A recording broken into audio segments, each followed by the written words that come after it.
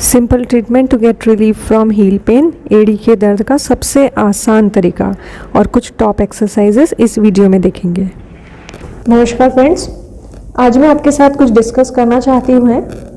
वह है अपना एड़ी का दर्द। एड़ी का दर्द इतना कॉमन होता चला जा रहा है, वह कभी कभी बढ़ते बढ़ते आपके पूरे सोल को कवर कर लेता है और कभी कभी तो आपका जो एड़ी के जो मतलब एड़ी के जो पीछे जो हिस्सा है वहाँ तक वह पेन बढ़ता चला जाता है।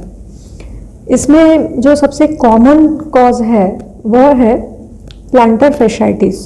मतलब जो हमारा प्लांटर फेशिया, मतलब जो आपका जो सोल का जो लोअर पोर्शन है, वो जो फेशिया है उसमें कुछ इन्फ्लेमेशन हो जाना, मतलब जो हील एरिया है वहाँ पे आपको पेन होगा। यह पेन जो है वह कभी कभी बढ़ते बढ़ते ऊपर भी जा सकता है और कभी कभी यह पूरे सोल को कवर कर लेता है।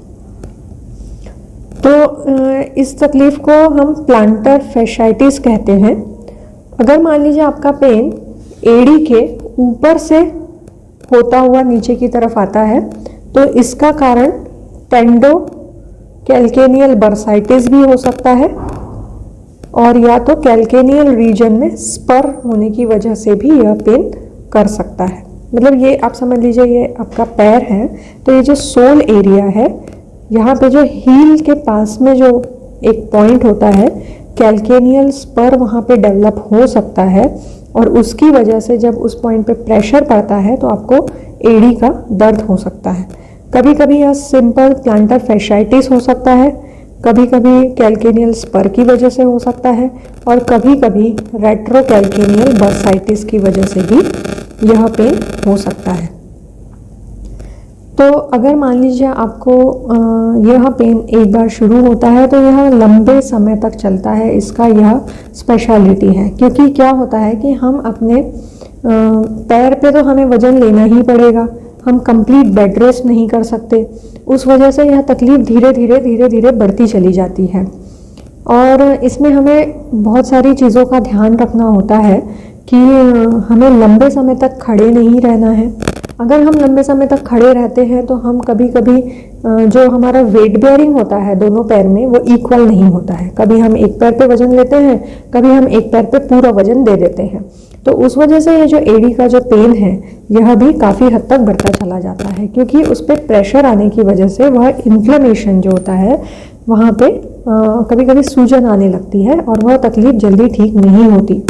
इस बात का हमें स्पेशल ध्यान देना है कि हमें बहुत लंबे समय तक खड़े नहीं रहना है।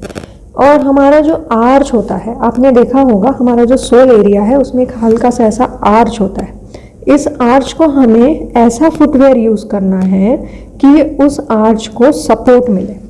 तो मार्केट में बड़े आसानी से अवेलेबल होते हैं आर्च सपोर्टेड फुटवेयर, या तो आप अपने फुटवेयर में मॉडिफिकेशन कर सकते हैं अगर आप, और नहीं तो मार्केट में इंसोल अवेलेबल होते हैं।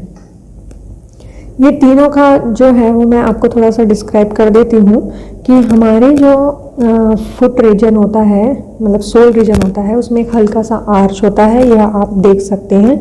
उस आर्च को हमें सपोर्ट देना ज़रूरी है अगर हम लंबे समय तक खड़े होकर के काम करते हैं। वॉकिंग आप कर सकते हैं, वॉकिंग में कोई परेशानी नहीं है। वॉकिंग में पूरी मसल इन्वॉल्व होती है, एक पर्टिकुलर रीजन पे प्रेशर नहीं आता पड़ेगा।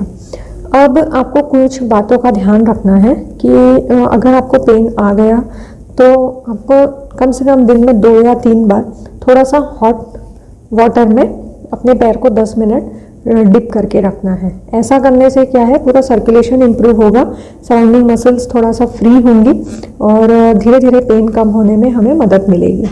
आप ऐसा भी कर सकते हैं, कॉन्ट्रास्ट मेथड अप्लाई कर सकते हैं। अगर आपको एक पर्टिकुलर पॉइंट पे, या तो बर्साइटिस जो मैंने पहले कहा है जिसमें हील का जो पिछला हिस्सा है वह अफेक्टेड होता है, अगर बर्साइटिस है तो वहाँ पे उस पर्टिकुलर रीजन को आपको बर्फ़ से सेकना है और फिर 5 मिनट के अंदर ही पैर को डिप करके रखना है। सिमिलरली अगर कैल्केनियल स्पर है तो आपको इस रीजन को भी बर्फ़ से सेकना है। बर्फ़ से जो आप सेकेंगे वह ज़्यादा से ज़्यादा 2 मिनट तक सेक सकते हैं और वह भी उसको ऐसे सर्कुलर फॉर्म में मूव करते हुए ही सेकना है। ऐसा करते करते प्रेशर अवॉइड करना है, मतलब हमें लंबे समय तक खड़े नहीं रहना है।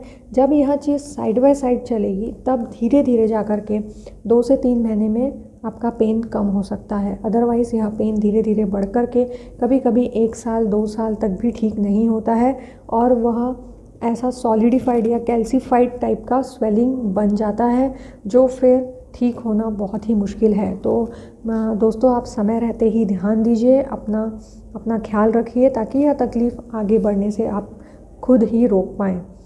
अब इसके साथ में कुछ एक्सरसाइजेज़ होती हैं जो मैं अभी आगे आपको डिमॉन्स्ट्रेट करूँगी। उन एक्सरसाइज को बड़े आसानी से घर पर किया जा सकता है और रेगुलर एक्सरसाइज आप करेंगे तो आपकी जो सोल मसल है, जो काफ मसल जो है, ये सब में स्ट्रेंथ रहेगी और उससे क्या है कि आपकी तकलीफ़ और नहीं बढ़ेगी। मसल में स्ट्रेंथ रहने से आपका जो लोड है वो प्रॉपर डिस्ट्रीब्यूट होगा और यह तक। तो आगे चलिए मैं कुछ एक्सरसाइजेस डिमॉन्स्ट्रेट करती हूँ। एक्सरसाइजेस फॉर हील पेन, एड़ी के दर्द के कुछ एक्सरसाइजेस अभी हम देखेंगे।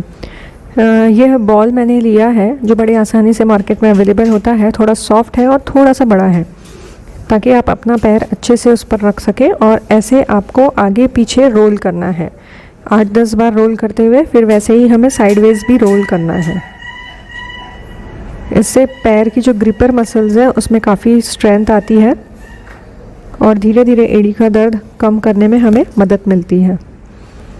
फिर आपको ऐसे टो वॉकिंग टाइप करना है, मतलब उंगलियों के बल पर पैर को आगे की तरफ बढ़ाना है। दोनों पैर में यह एक्सरसाइज आप एक साथ भी कर सकते हैं। 8-10 बार यह मूवमेंट करते हुए थोड़ा सा रिलैक्स होना है। तीसरी जो एक्सरसाइज है उसमें आप एक ऐसे लाइन खींच लेंगे और कभी मतलब 2 स्टेप में आपको इस मूवमेंट को करना है।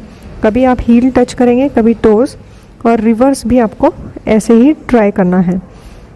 सिमिलरली एक मैंने गमछा या एक चुन्नी ले लिया है जो पैर के बीचों बीच से जाएगा और पंजे को अपनी तरफ खींच करके 10 काउंट तक आप इस पोजीशन को मेंटेन करेंगे, फिर रिलीज़ करेंगे। फिर पीछे आपने खींचा और 10 काउंट तक रोका, फिर रिलीज़ किया। ऐसा आप 10 बार करेंगे। और दूसरी जो स्टेप है उसमें आपने पंजे को आगे की तरफ पुश किया और चुन्नी से अपने पैर को अपनी तरफ खींचा।